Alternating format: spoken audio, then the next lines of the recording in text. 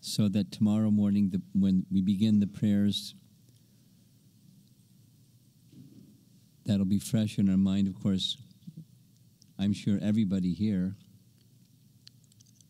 knows the story of Prahlada Maharaj's life.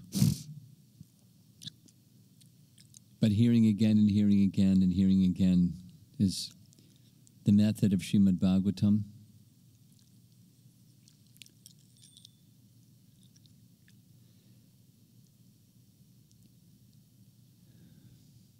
Srimad Bhagavatam is sometimes compared to the coolness and the fragrance of sandalwood. Of course, now it's cold out, so the coolness of sandalwood is not so attractive, but when you take sandalwood and you're making sandalwood paste from sandalwood, just by the process of rubbing in a circular motion the sandalwood over the stone, the wood that's otherwise hard becomes soft.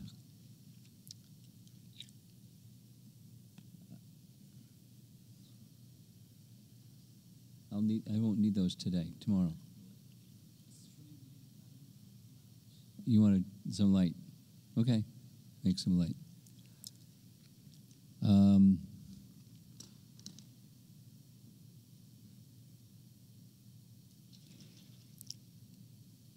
The hard sandalwood becomes softer, eventually a paste, and there's a fragrance that comes out of the sandalwood in the form of the sandalwood paste. So similarly, the sweetness of Srimad Bhagavatam,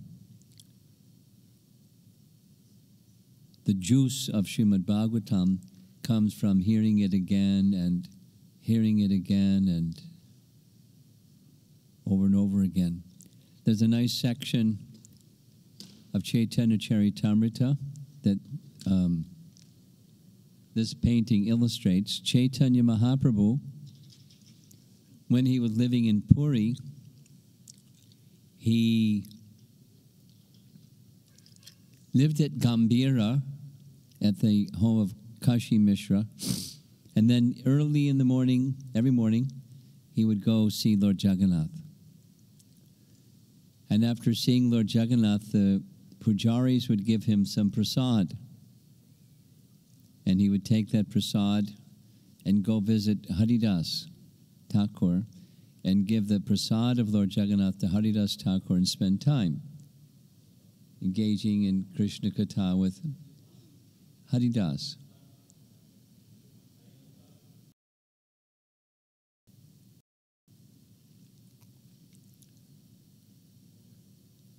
And after spending time with Haridas, he would go to the Tota Gopinath temple.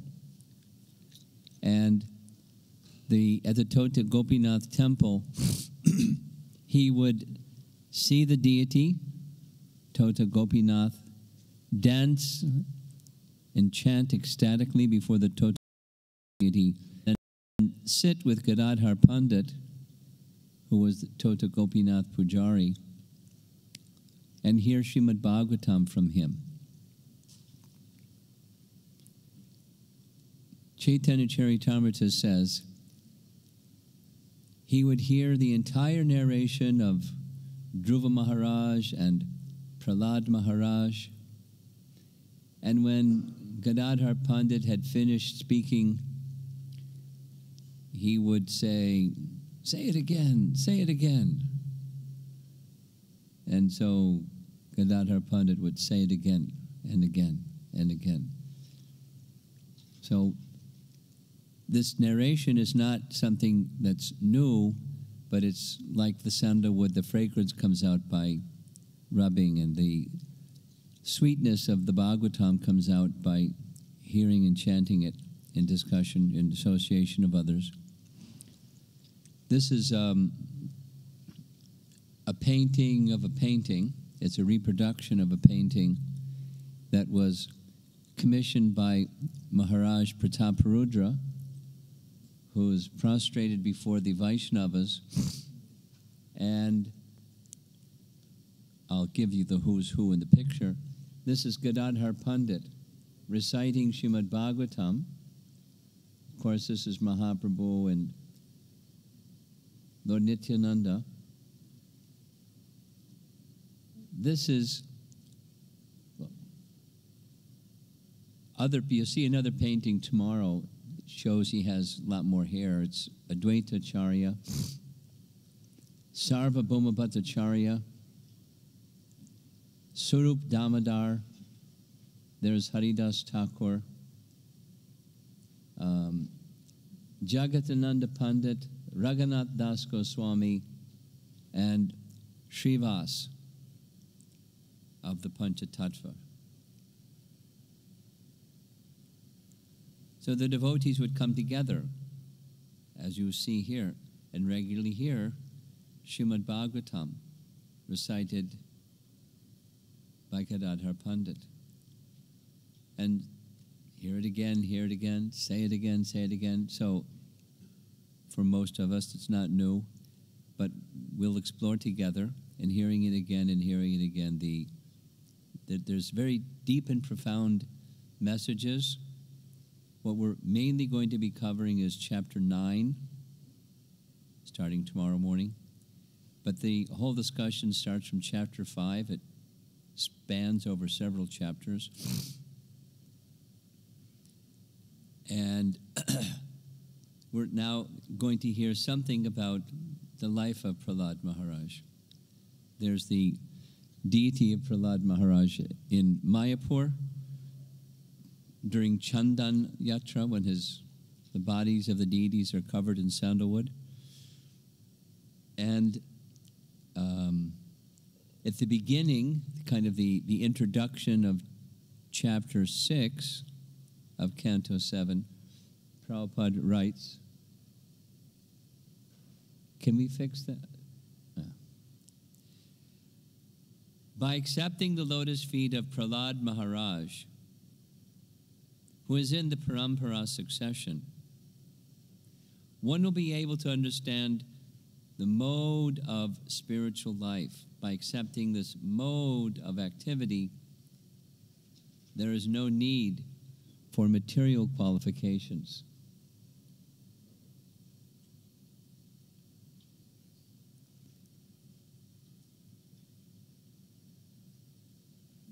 So I selected this particular statement because it expresses essences. One of those essences is the life of Prahlada Maharaj is meant to demonstrate material qualification in spiritual life is not a prerequisite for spiritual life. And Prahlad says it again and again and again and again and again and again.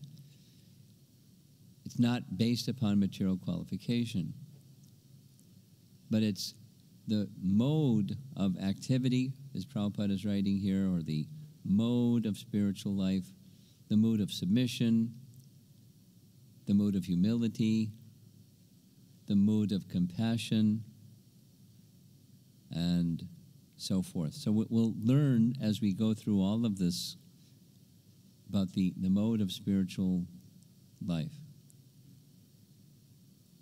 So the story, this is now taking directly from Prabhupada's writings, the language, once upon a time, when the 4 sons of Lord Brahma, pictured here, named Sanaka, Sanandana, Sanatana, and Sanat Kumar, were wandering throughout the worlds, they came by chance to Vishnu Loka. So we know that Lord Brahma is the first-born living being, and after creating the universe, he wanted to fill up the universe, and so he has the power from his own body. He exercised the power to generate offspring. The firstborn were the 4 Kumaras. They were requested by Lord Brahma to assist him in creating praja, population to fill the universe, and they declined. They wished to instead to remain brahmachari, and so they did. And they're the oldest, next oldest to Lord Brahma, but their form was always that of a small child, 5 or 6 years of age child, clothed by the 4 directions, wandering naked. And the way the Bhagavatam describes this is just like a little child. They're free to go anywhere, they're not restricted. And they had the power, so they were going anywhere, everywhere without restriction.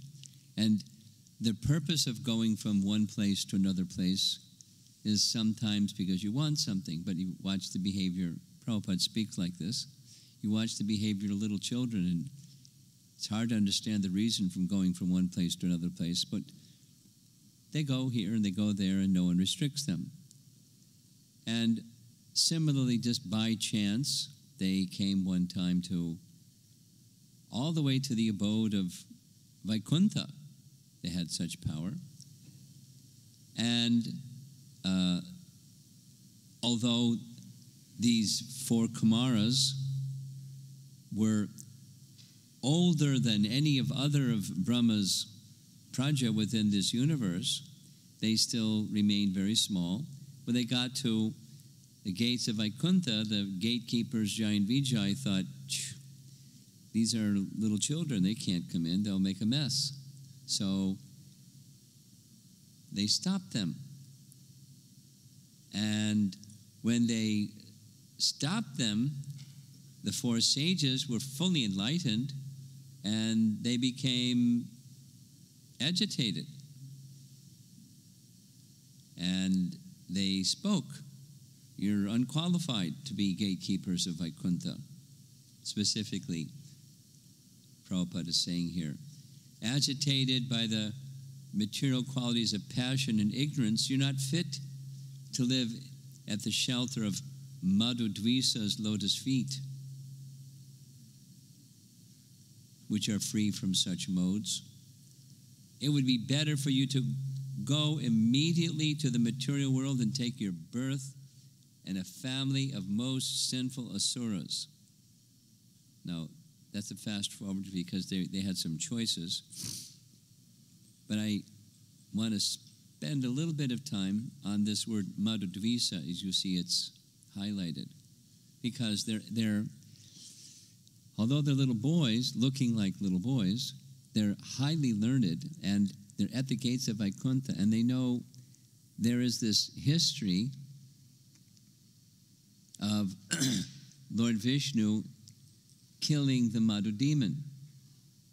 So one of the names that we know Krishna by is Madhusudana.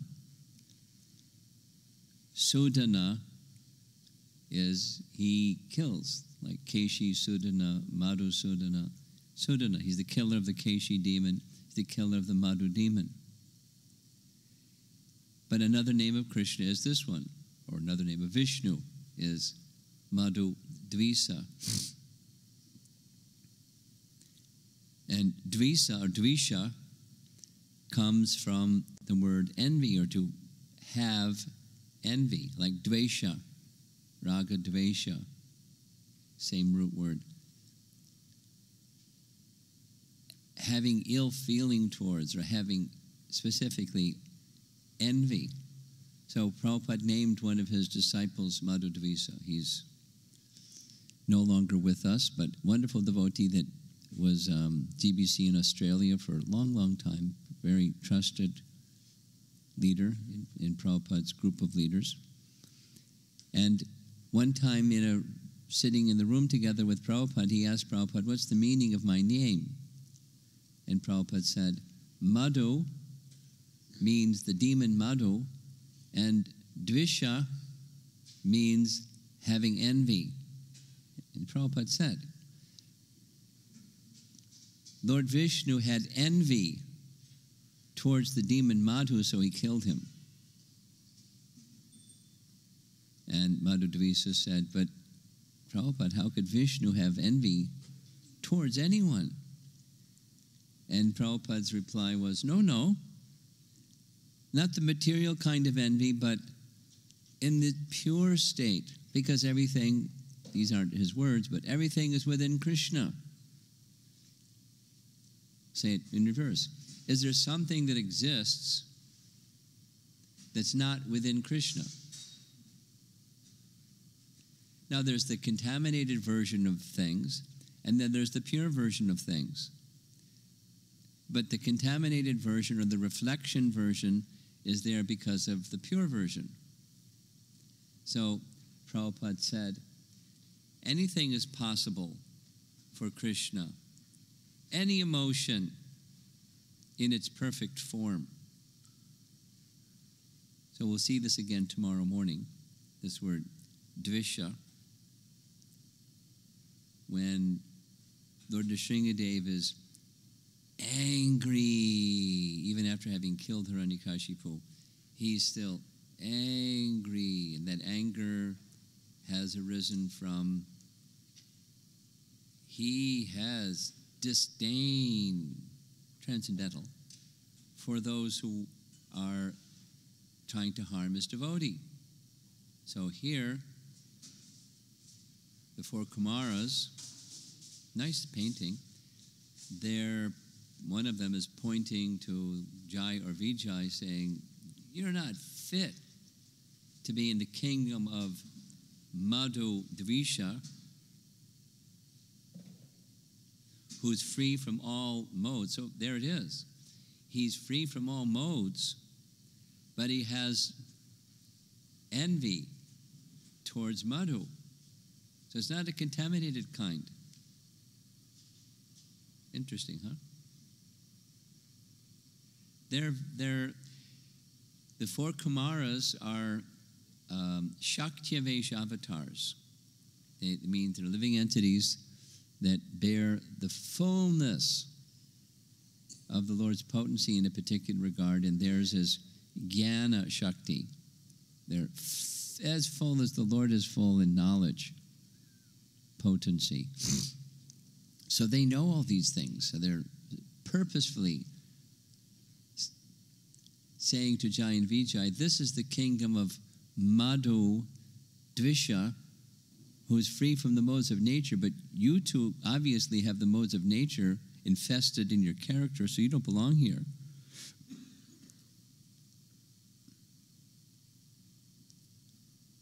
Here's another illustration showing they're coming to the gates of Vaikuntha, and the gatekeepers stop them from entering with their clubs. So Jai and Vijay, they're very apologetic because of their offenses at the feet of devotees. Two attendants of the Lord, Jai and Vijay, became Hiranyakashipu and Hiranyaksha in Satya Yuga, Ravana and Kumbhakarna in the next Yuga, Treta Yuga, and Shishupal and Dantavakra at the end of Dwapara Yuga. They were cursed to take birth as demons for 3 lifetimes. So when this was going on, Lord Vishnu came, or Narayana came to the gate, and the four Kumaras, they're not just Gyanis now, they're Shuddha Bhaktas, and they're very interested in the Lord's lotus feet. Here's a painting showing them moving about the realm of Vaikuntha, looking quite different than the other residents of Vaikuntha. Here's a painting showing Lord Vishnu with the goddess of fortune, and the Kumaras are down here. Jai and Vijay are over here. They're all paying their respects to Lord Narayana. So they were cursed to come into the material world, and they immediately fell into the material world. And when they took birth, the Bhagavatam says the whole earth trembled. When demons are born, there's inauspiciousness on earth.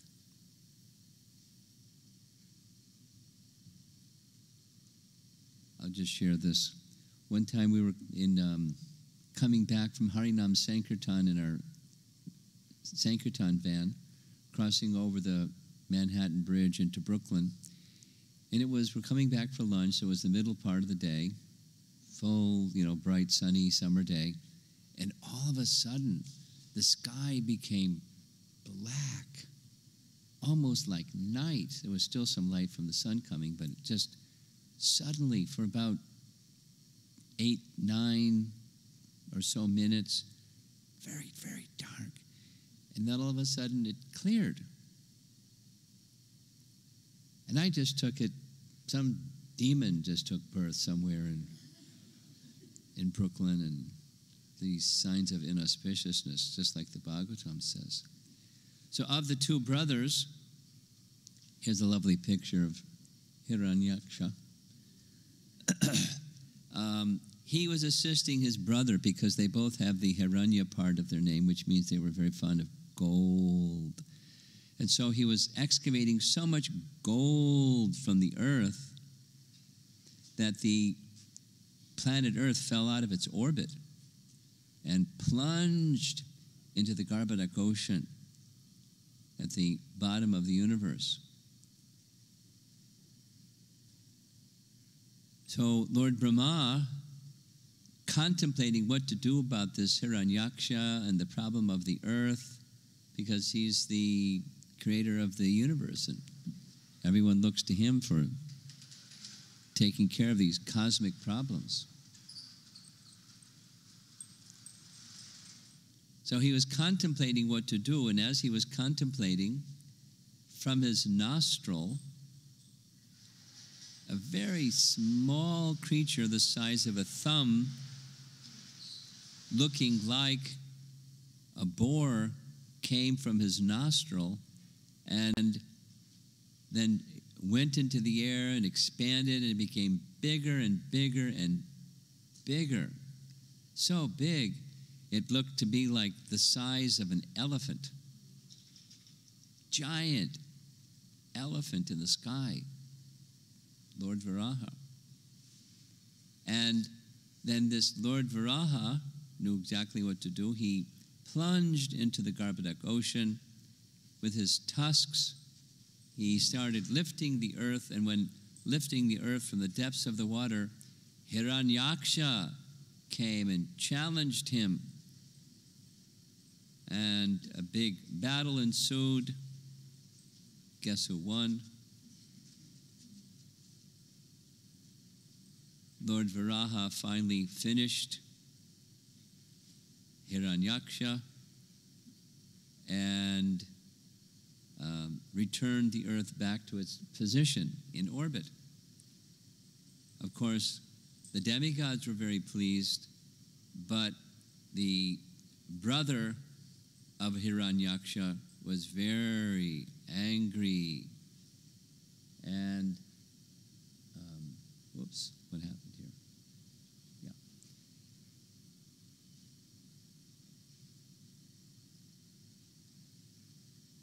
He took a vow, very angry vow, that he would avenge the death of his brother by killing the person who killed his brother, Lord Vishnu. He became the avowed enemy of Lord Vishnu. So in the course of time, as he became more and more powerful, he wanted not only power to rule the universe, but now he wanted to rule the universe permanently. He wanted to be Indra forever. So he went to the forest, and he underwent a very severe type of austerity. Of course, doing it for a little while is not so difficult. You stand on your toes and hold your hands over your head. You can do it for a little while. But, besides getting tiring. Anyway,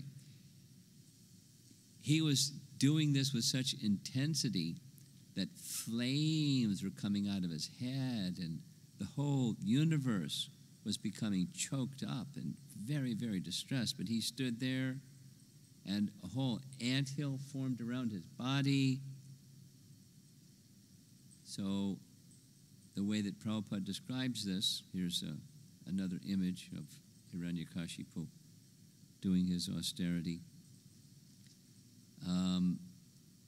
Lord Brahma was waiting for that austerity to become ripe, and meanwhile, while Hiranyakashipu had left his kingdom to do this austerity, the demons didn't have that same leader, so they scattered here and there.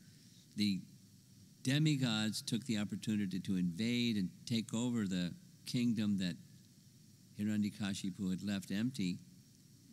And Hiranyakashipu's wife, Kayadu, at that time was pregnant.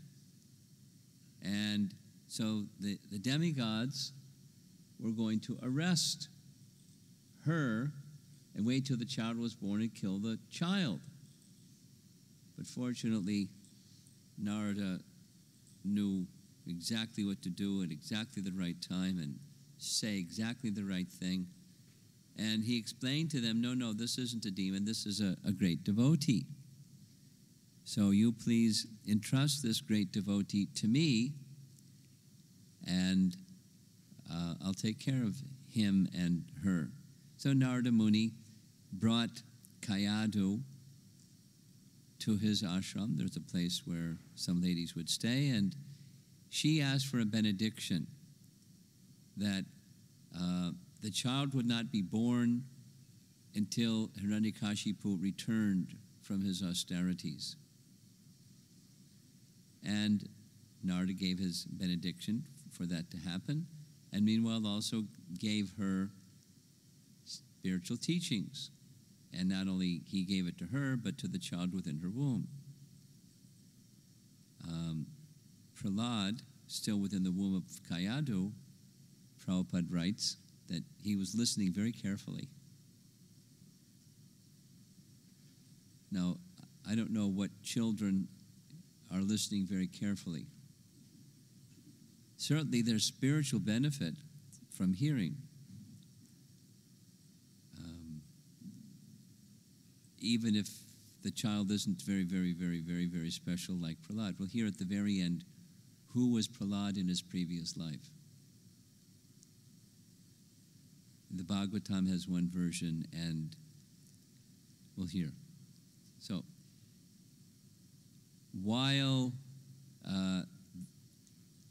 this was going on, Narada instructing Kayadu and Prahlada, Hiranyakashipu's austerities had become mature. Lord Brahma came and said, what is it you want? You're disturbing the whole universe. You're doing this very severe austerity. I want immortality. So what he did is he sprinkled some water from his kamandalu, and the anthill washed away, and the body of Hiranyakashipu that had been reduced to bones became full again, and youthful and nice looking. Hiranyakashipu was so severe and so skilled that although his body was gone, his life air was circulating through the hollow of his bones. He was an intense personality. So, when Brahma said, well, I can't give you immortality because I'm not immortal myself. And so he played an intelligent manipulation. I can't give me immortality, then arrange that I cannot be killed during the day or at night, or inside or outside, or on the ground or in the sky, and can't be killed by any created being, nor any weapon, nor any animal, nor human being.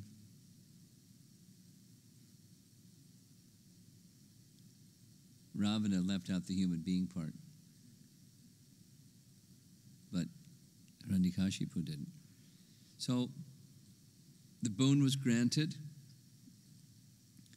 and Hiranyakashipu went back to his palace. Kayadu then gave birth, and Prahlad grew up as an ardent devotee of Vishnu. But that's not what his father wanted. His father wanted to be an anti-Vishnu, or a demon like himself. So he was entrusted in the school of his spiritual master, and the spiritual master of the spiritual master of the demons is who?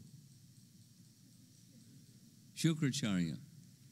And Shukracharya had two sons, and those two sons, Shanda and Amarka.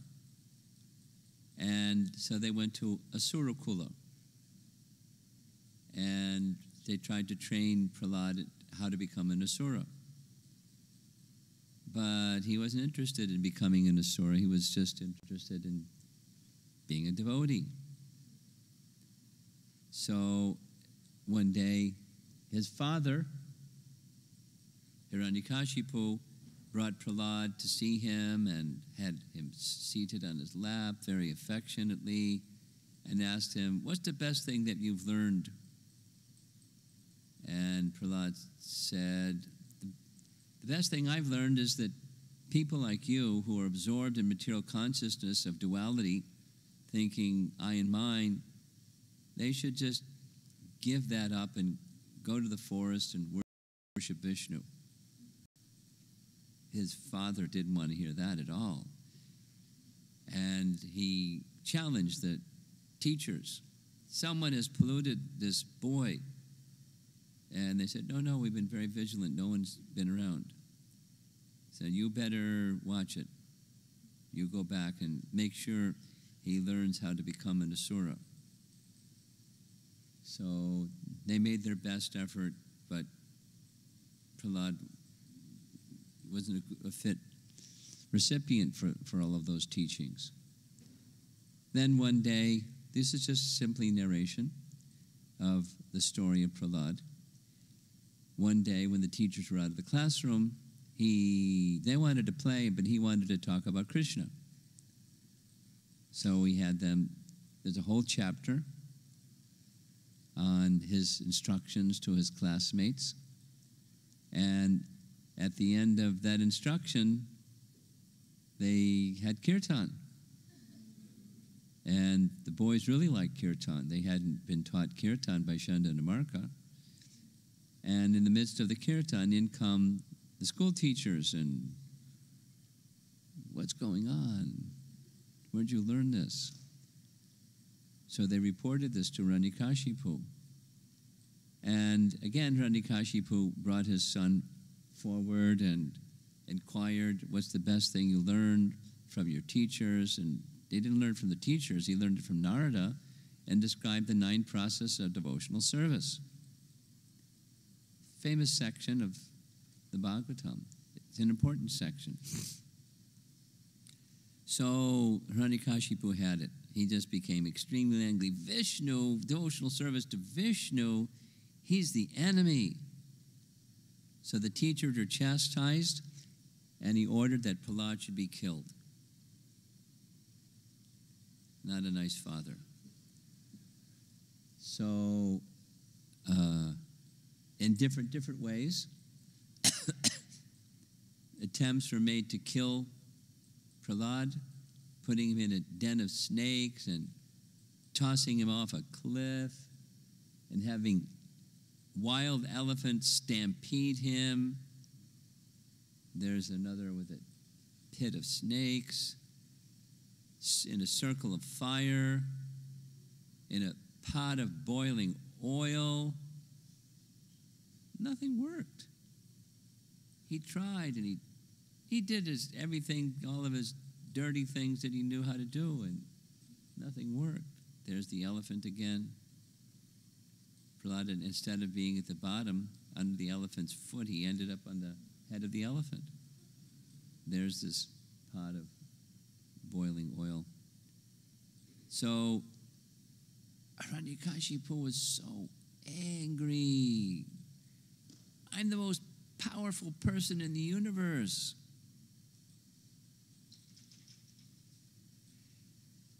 Everyone's afraid of me. But you're not afraid of me. Where do you get your fearlessness? Lord Vishnu. Oh. Where is this Vishnu? He's everywhere. Then Hiranyakashipu said, this is now Prabhupada, "Oh, most unfortunate Prahlada, you have always described the Supreme Being other than me, a Supreme Being who is above everything, who is the controller of everyone, who is all-pervading. Where is he? If he is everywhere, then why is he not present before me in this pillar?" Of course, we normally hear it a little differently, but that's in one place Prabhupada describes like that. So, we also normally hear he struck the pillar with his sword. Here he struck the pillar with his fist. And there's Lord Nrsingadev. And the way Prabhupada writes it, to prove that the Supreme Lord is present everywhere, even within the pillar of an assembly hall, the Supreme Personality of Godhead, Hari, exhibited a wonderful form never before seen. We'll hear something more about this never before seen because it's in the beginning, tomorrow morning. Lakshmi says, she never saw this form before.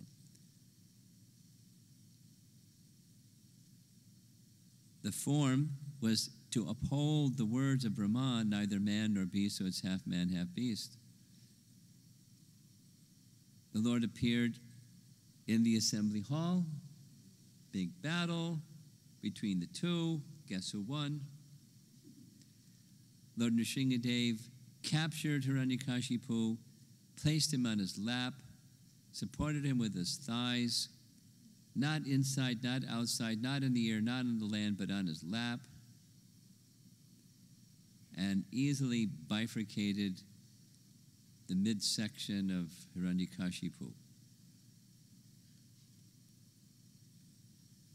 That was the end of Hiranyaksha and Hiranyakashipu, the cursing of the first two of the cursing of Jai and Vijay. And after Hiranyakashipu was killed, the soldiers and generals and associates of Hiranyakashipu went to take revenge, and Lord Nrsingadev manifested many more arms and roaring very loudly and chopping the bodies and throwing them through the air, and big scene. The demigods very pleased because Hiranyakashipu had become so powerful and was a big terrorist. And after Hiranyakashipu was killed, the Lord was very angry. So there's still roaring and showing anger. So there's a whole chapter of the demigods offering prayers, beautiful prayers, glorification of the Supreme Lord. He wasn't becoming pacified. So finally, Lord Brahma requested Prahlada. He appeared for you, to protect you. So you can pacify him. Please, you go forward. And Prahlada wasn't afraid. He was, the Bhagavatam describes, he was confident that anger is not for us, it's for the demons. And so he came before Lord Nrsingadev to offer some very beautiful prayers. Now, this is where we leads us into tomorrow morning, where the prayers begin. Lord Nrsingadev placed his hand, or his paw, on the head of Prahlada. Immediately, this is Prabhupada's language, immediately he achieved Brahma Gyan, spiritual knowledge. And in that state of spiritual knowledge, remember, he's just a little boy. he has full spiritual knowledge, and he offers prayers filled with spiritual knowledge and filled with devotional ecstasy. Now, Prahlada, because he's a devotee, he understood, here we go. He understood that the Lord wanted to give him benediction. But Prahlada didn't want to take any benediction, thinking benedictions, it's going to be a problem on my spiritual path. Finally, he requested the benediction that I not be asked to take any benedictions that will impede my bhakti. Down at the bottom. He said that if the Lord wanted to give him a benediction, he wanted the Lord to assure him that he would never be induced to take any benedictions for the sake of material desires. So this is not what we'll be discussing. It's chapter 10. We're going to be discussing chapter 9. But in chapter 10, he said our relationship is, you're the master, and I'm the servant, and there's nothing else. The relationship is not you give me, and I want from you. That's business. But any master that does like that, he's not a good master. And any servant that serves his master with some purpose to achieve from the master, he's not a good servant. That's not our relationship. It's just one thing. You're the master, I'm the servant, nothing else.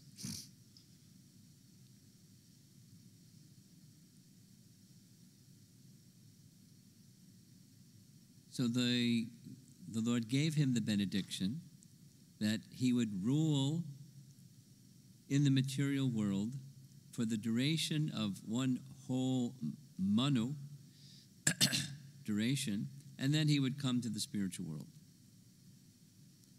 But in the course of that service to the Supreme Lord, he had become fully purified through the process of bhakti yoga.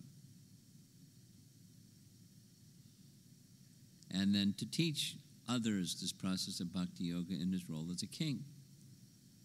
So Prahlada's a devotee, and he just accepted whatever the Lord arranged for him. He asked for his father to be delivered, but the Lord Nrsingadev said it's already delivered. In fact, not only he's already delivered, but when one becomes a devotee like you, 21 generations in both directions are liberated. Then he was asked by his father, asked by Lord Nrsingadev to perform the funeral for his father, and they embraced one another. Very beautiful painting.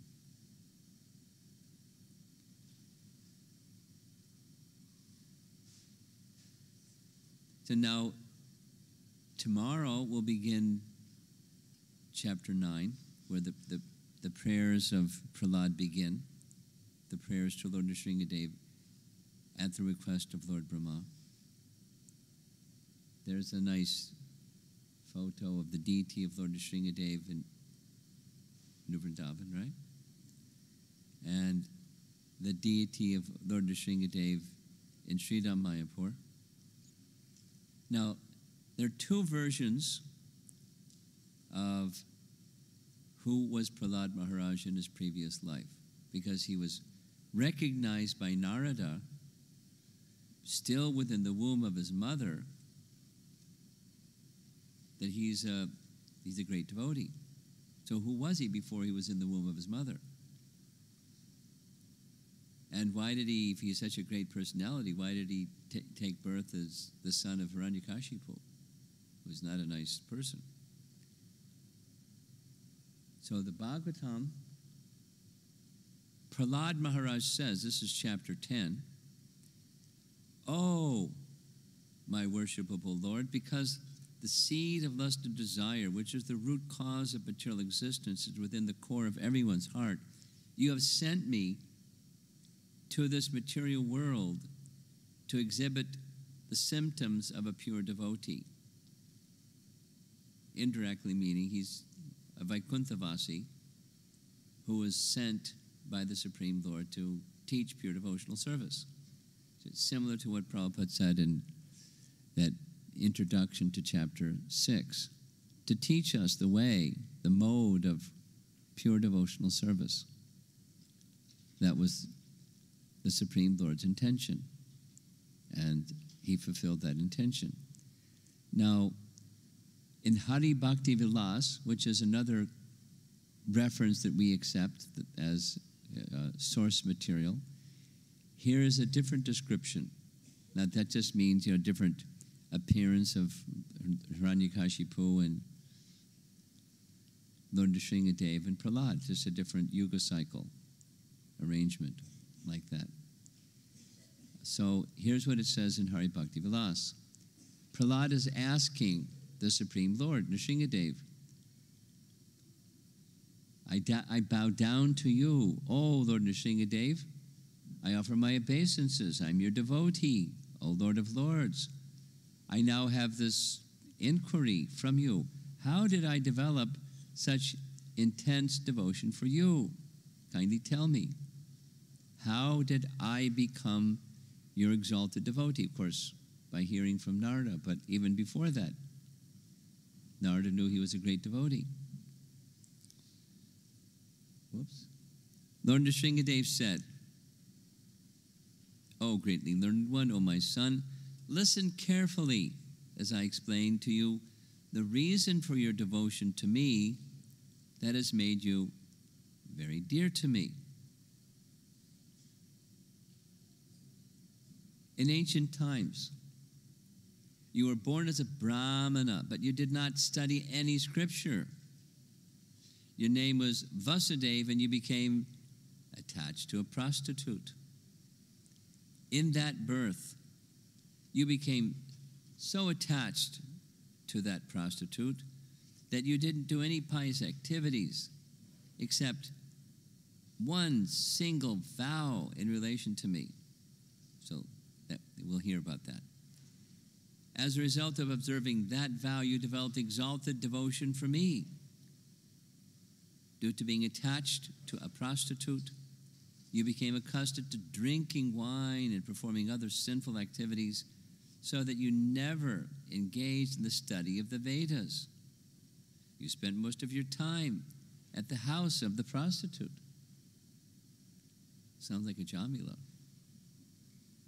One day, however, you had a quarrel with the prostitute. And because of that quarrel, you fasted.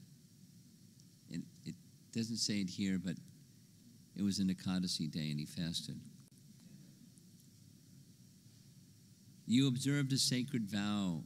So the sacred vow was observing fasting on Ekadasi. It wasn't intentional. He just had a quarrel with his girlfriend. Because of that quarrel, you didn't stay together that night, and she also didn't eat anything. She observed Nirjala Ekadasi, same as you. And because of observing that vow throughout the whole day and night, you both became purified, and pious credit came to you for that. So, on the strength of observing this vow, the demigods are able to enjoy their lives in the heavenly planets. Brahma created this very auspicious day, like on Ekadasi. So, Prahlada, by having observed that by accident, that auspicious vow, you now have come to the position of devotional service. In her next life, the prostitute became an Apsara and then went back to Godhead. And you became the son of Hiranyakashipu and Kayadu, and you're going to be my devotee for this life and then also go back to the spiritual world. in order to propagate devotional service to me, you have incarnated without me. After completing the task of preaching the glories of devotional service, you will again enter my eternal abode. So some nice paintings. This is Narada, and the benefit that Prahlada will hear in his prayers, the importance that he places in having had the good fortune of Narada's association and hankering for more and more and more of Narada's association, because in Narada's association he can learn the ways of devotional service and serve Lord Nrsingadev better.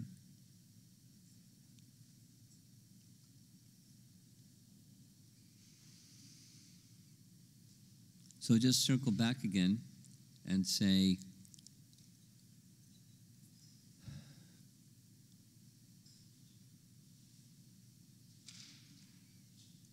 these two sections,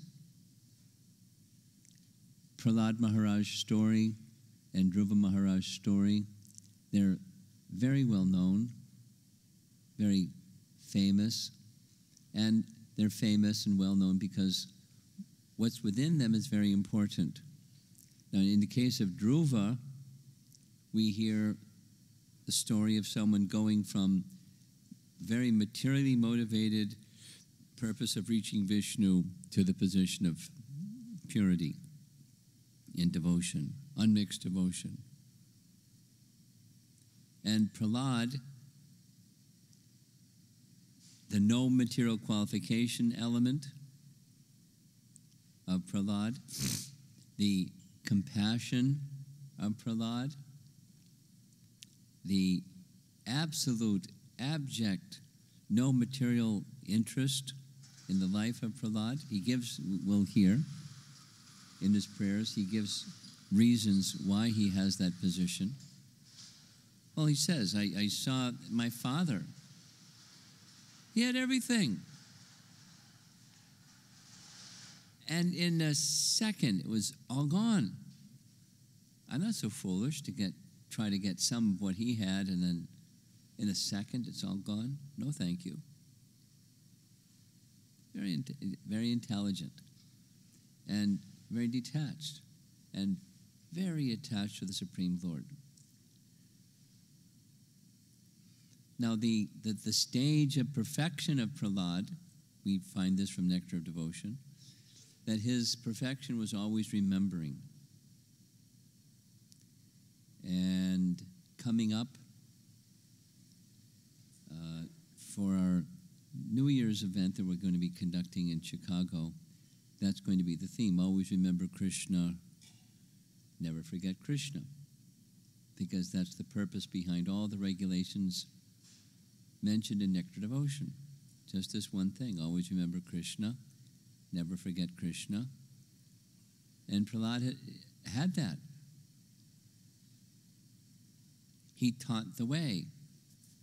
Now, one who has that always remember Krishna capacity doesn't mean it's always going to be nice.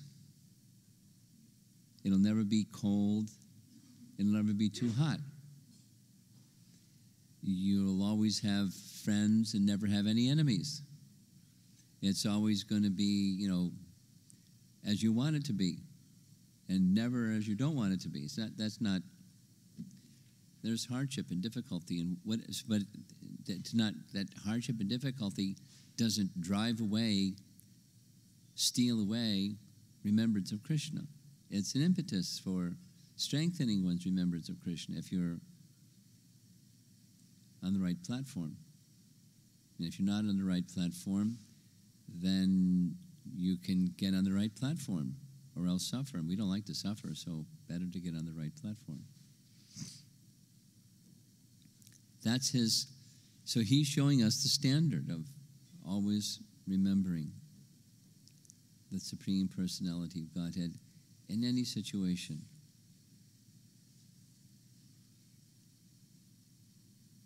And we'll see in his prayers the kinds of feelings he has towards his father, towards Lord Nrsingadev, towards people of this world. We heard a little bit about his classmates. He just has affection for others. There's these three things in the life of a exalted devotee like Prahlada. Three things. They want devotional service. They want the association of devotees, because in the association of devotees, they'll hear about the Supreme Lord, and in hearing about the Supreme Lord, they'll be very happy. They want that association of devotees. And they want friendly regard for all living entities, even the inimical personalities. They want friendly regard towards all living entities.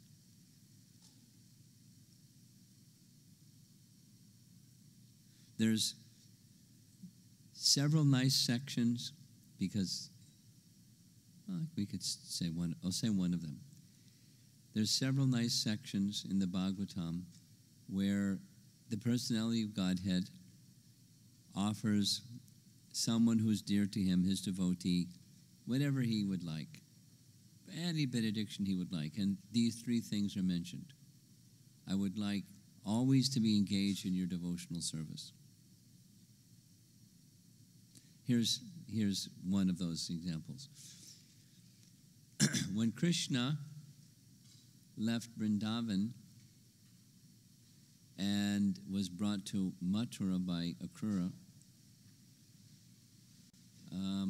as he was entering into Mathura, he had different encounters. He met the washerman.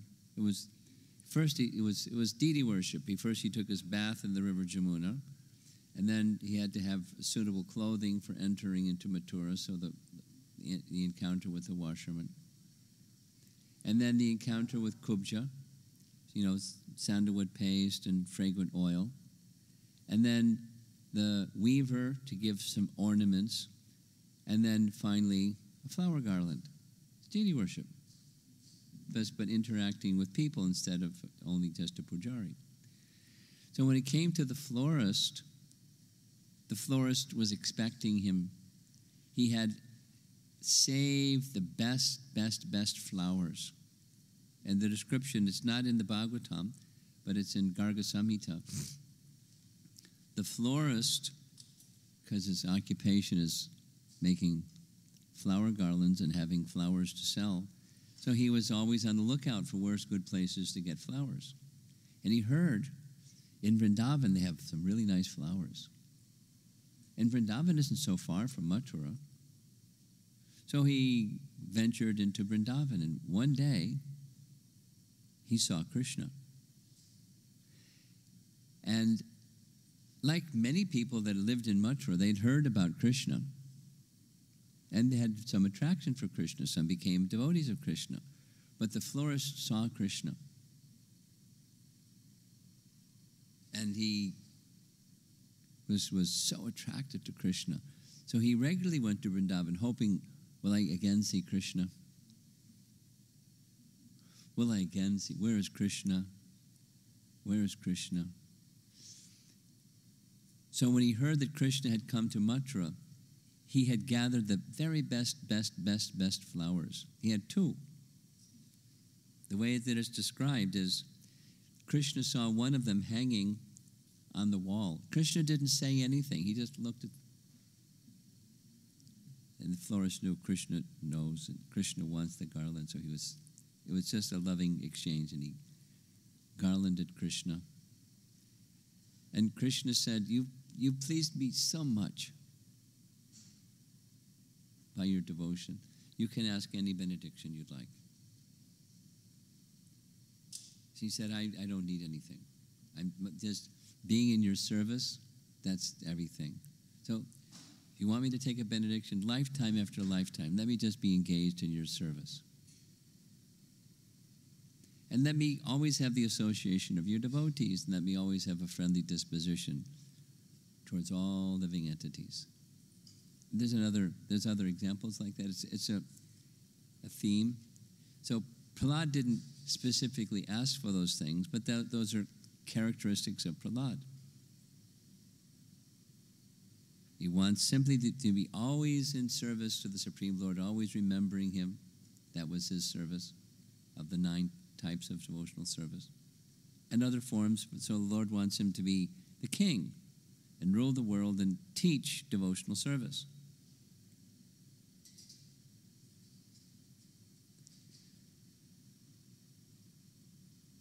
The association of devotees, in his particular case, it's Narada, but others who are exalted devotees of the Lord and have regard. He has such regard for other living entities. We'll hear.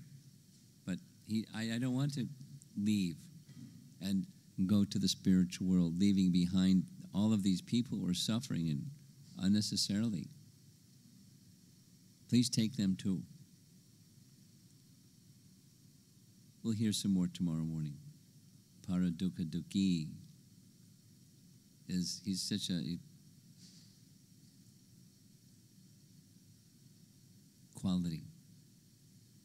Incredible compassion. And profound in his knowledge of the personality of Godhead and the process of devotional service and how to give the process of devotional service to others. His spiritual master is superlatively expert, Narada Muni.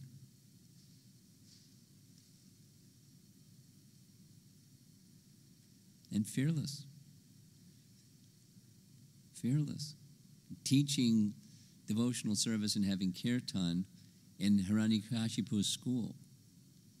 Ooh, fearless. Speaking to his father the way that he spoke to his father. Fearless. Not foolish. Fearless.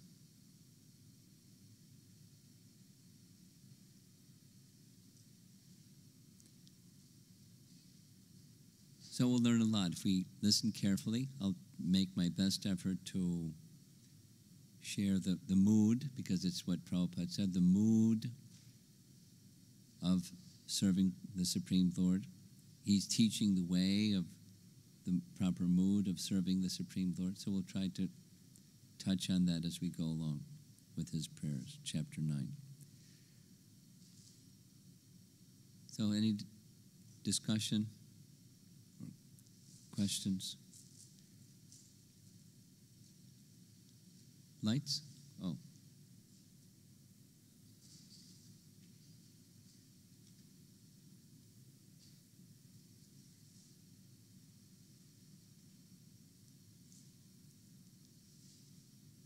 Virabhadra, you're going to get the light and then take the microphone, right? So can you take the microphone around?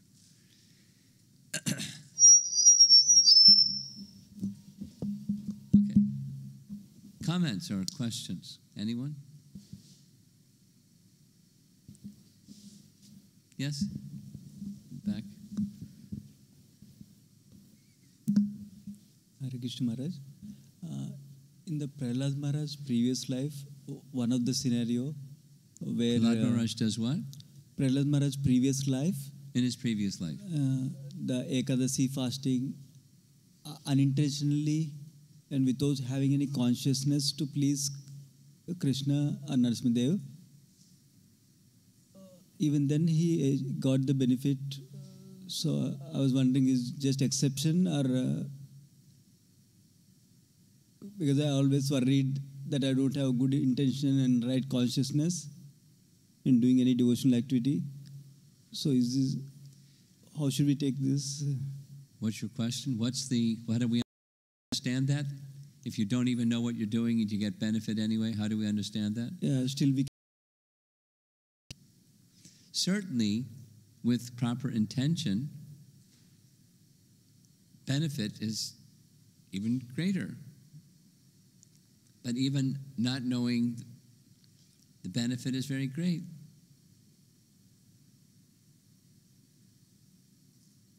It's Hari Bhakti Vilas. So, I mean, your question is, how is it so? Let's take one of the examples that strikes me very much in Nectar Devotion is people who see the cart of Lord Jagannath and stand and appreciate. They manifest four-arm forms of Vishnu. Now, I've seen lots of Rath Yatras, and I've never seen people manifest four-arm Vishnu forms. And, you know, what they're eating and drinking and smoking and doing and speaking and, you know, how they're... So they're contaminated and they're quickly covered. But so it's not that that's an exaggeration. It means the potency is there. So this is an example where the potency, even he wasn't properly situated, didn't know what he was doing. He just had a fight with his girlfriend. It's powerful. As far as I understand that, this little narration is to illustrate the power of Ekadasi. Now, as Rupa Goswami has done in Nectar Devotion, he makes statements, and then there's scriptural references that illustrate and support that statement. So, similarly, in Hari Bhakti Vilas, there's statements and then there's scriptural support for that statement. So the power of Ekadasi is very special. I don't know where that scriptural reference comes from, but it's quoted in Hari Bhakti Vilas. So that's just the authenticity of the statement. The message is very powerful, even unknowingly. Devotional service, agyata sukriti.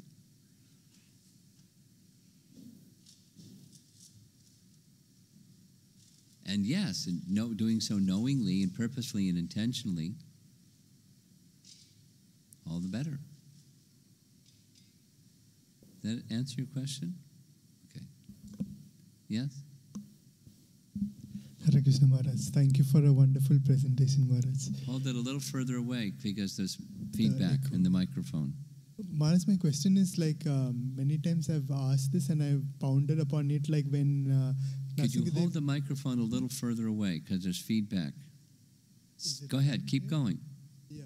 So when he gives the benediction of 21 generations being liberated. Yes. So does it mean actual liberation or they get a chance? It's actual liberation. And now what kind of liberation? Yes. Prabhupada answered that question by saying they will have the opportunity for devotional service. Because devotional service, he didn't add this, but devotional service is from the liberated platform. Brahma Boyaya Kalpate. That's Prabhupada's answer. They will have the opportunity for devotional service in their next life. Because bhakti is voluntary. So they could say, no, I don't want to go to Vaikuntha. I want to party. But they'll have the opportunity at least, that kind. We don't want party goers in Vaikuntha.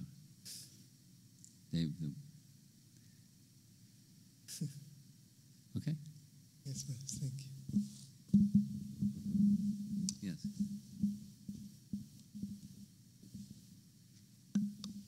Hare Krishna Maharaj. I had a question about the pure state of envy, because I'm not quite sure I even understand what a pure state of envy is. If envious is believing that the grass is greener on the other side, right? Krishna, Vishnu is all grass, right? All sides. So what could he be envious of if it's all from him? Well, if I've understood your question correctly, the difficulty to understand is due to the frame of reference or the lens or the definition of what envy is. Because when we're envious, it implies certain things. But the point that Prabhupada was making, I purposely brought it up, because it's going to come up tomorrow morning also. I mean, purposely. Because it's one of these very interesting things. Krishna is the source of everything. This world is a reflection of the spiritual world. It's a distorted reflection. It's perverted, distorted reflection. But within Krishna is everything. Otherwise, even this place doesn't have an existence. This place is a reflection of Him. Now, within Him, there are feelings. In a pure state. The problem in, how do I understand Krishna has this feeling, is we're thinking it's feelings like we have. But it's not like that. It's the pure state, and ours is a distorted, perverted reflection of the pure state. We'll touch on it tomorrow. But so, why was he angry? Or what would... Because Madhu, in this case of Madhu Dvisa, Madhu had stolen the Vedas. Madhu and Kaitaba. And what were they going to do with it? They were going to do terrorist stuff. Bad for everybody and everything. He was angry. Brahma was scared. Lord Vishnu was angry and he killed him. So, now that's a feeling.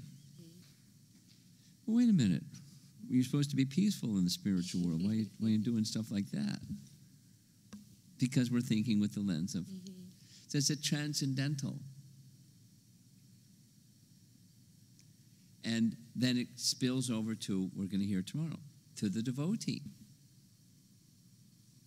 These things are enemies. But there's a place for those things, even for a devotee, to be angry. We'll hear it tomorrow morning. But it's connecting to this one.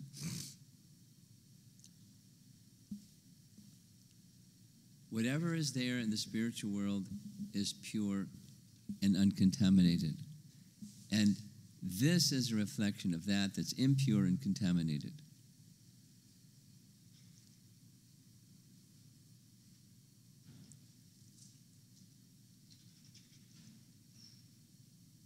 And what does that feeling feel like? We won't know until we become pure and uncontaminated. But we should know within Krishna is everything in its pure state. I mean, I could go on with this, but it's be a little arduous.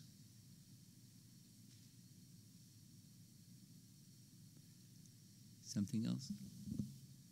Yes? Yeah. Thank you. Hare Krishna, Guru Maharaj. This is in my mind from last 2-3 weeks. We have 3-4 examples. One is Dhruva Maharaj, one is Prahlada Maharaj, one is Narad Muni, where they only had seen Lord once and they got purified.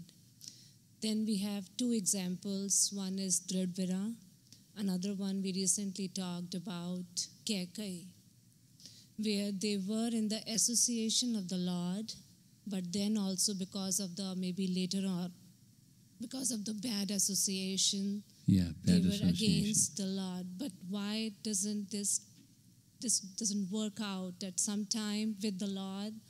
One gets purified instantly, and maybe being in the service of the Lord, then also they get impacted. And well,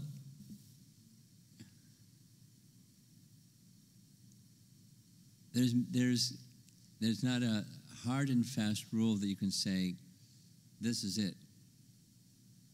There's complexity, and there's within that complexity of everyone's your situation, their situation, our situation. There's complexity, Now, within that complexity, there's principles that are operating. Just, taking Kaikeyi. She had defects. She was stubborn, and she was not a worldly person. She wasn't able to understand the consequences of what she was saying and doing. She had low feelings, although she had exalted feelings. She also had some low feelings. That is, if Ram becomes king, then Kaikeyi is going to be favored instead of me being favored because I'm younger and more beautiful and the favorite of the king, but that's going to change if Ram becomes... So it was, the worldly kind of envy.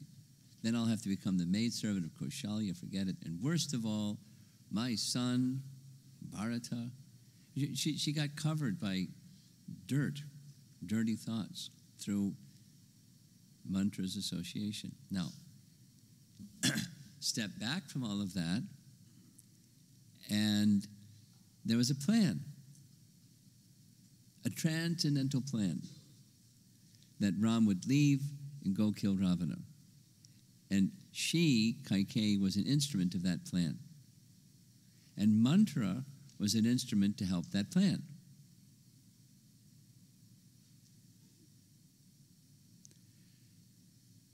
So, who can understand all that stuff? Well, Krishna understands all that stuff because it's his plan. We can't always understand all that stuff because we're not Krishna.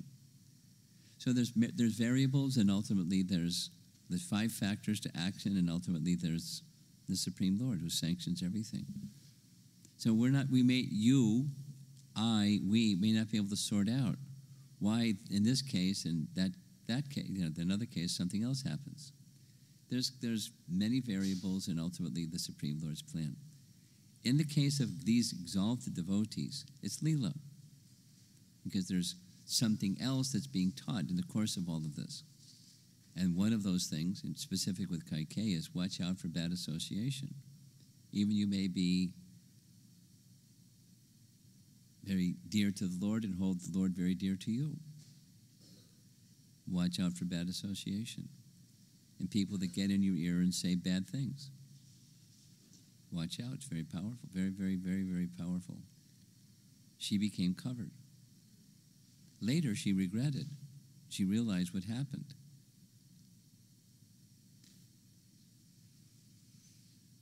But, so each situation is a little different. There's a purpose of this, ultimately, the purpose of the Supreme Lord to help guide us in how to reach Him. In Dhruva's case, how to go beyond material desire, and etc. Narada in his previous life, how to go beyond loss of shelter.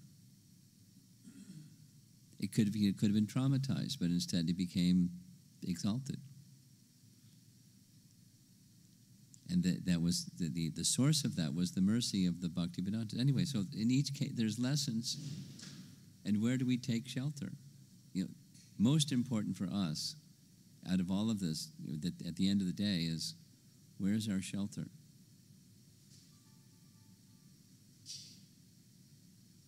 For Prahlada, it was Narada. It wasn't what he was in his previous life and the pious vow that he did. It was Narada. It was Narada. Because people may have unintentionally do something exalted and not end up like Prahlada. It's Narada. Okay? Thank you.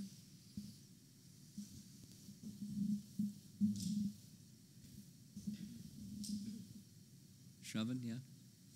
Behind you? Hare Krishna, Guru Maharaj. Is there any difference between spiritual envy and the material envy, Maharaj? Of course. One's pure and the other's impure. One is the impures, we're at the center, and we want everything to be, we're at the center. When it's not.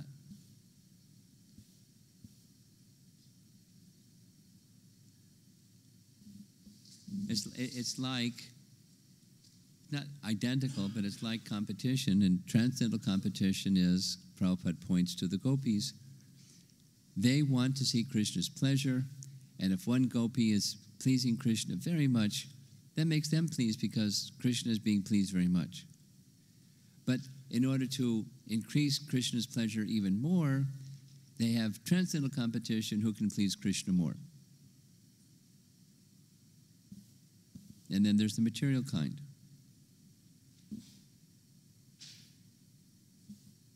Thank you, Maharaj. Yeah. Okay, so we'll end, and tomorrow morning, I spent a lot of time, besides preparing, I spent a lot of time trying to figure out how to structure 13 classes and the material that we have to cover. I really struggled with it. So tomorrow morning,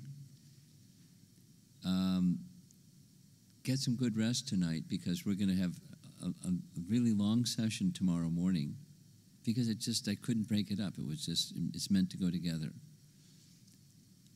The first 7 verses are leading up to the prayers that start with number 8.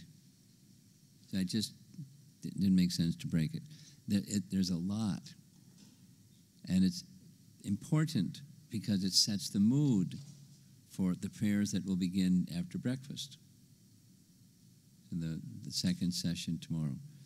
So I'm just letting you know, it's particularly long. They're not all going to be that long.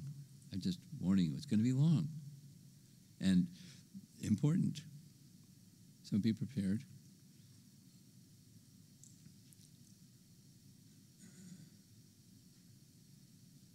And towards the very end, I also, on Sunday,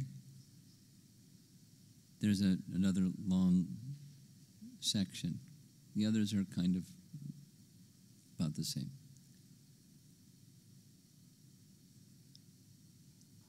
And the foundation is important. So that's part of the reason for this, the life of Prahlada, and then the mood of Prahlada as he enters into prayer, and then his prayers will begin.